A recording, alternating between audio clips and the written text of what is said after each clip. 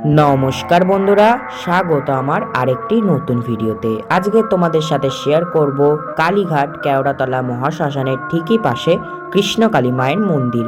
হ্যাঁ, তোমরা ঠিকই শুনেছ, কৃষ্ণকালী মায়ের মন্দির।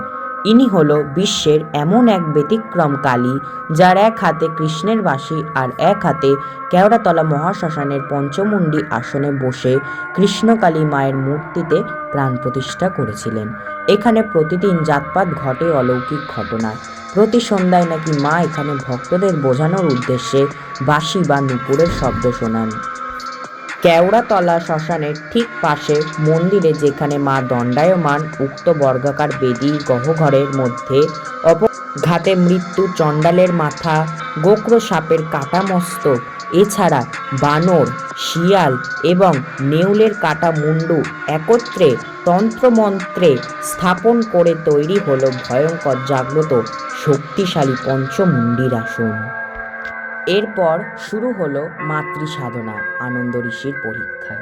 পরবর্তীতে তিনি সমস্ত পরীক্ষায় জয়ী হয়ে মার আদেশে পঞ্চভূমিতে মায়ের মন্দির স্থাপিত করলেন। নমস্কার বন্ধুরা, সকলে ভালো থাকবেন, সুস্থ থাকবেন। আমার ভিডিওটা ভালো লাগলে অতি অবশ্যই একটা করে লাইক করবেন, কমেন্ট করে লিখে দেবেন জয় কৃষ্ণকালী মায়ের জয়, জয় কালীঘাট কালীর জয়। ভালো লাগলে চ্যানেলটিকে সাবস্ক্রাইব করবেন, লাইক করবেন। পাশে থাকার জন্য আপনাদের সবাইকে স্বাগত।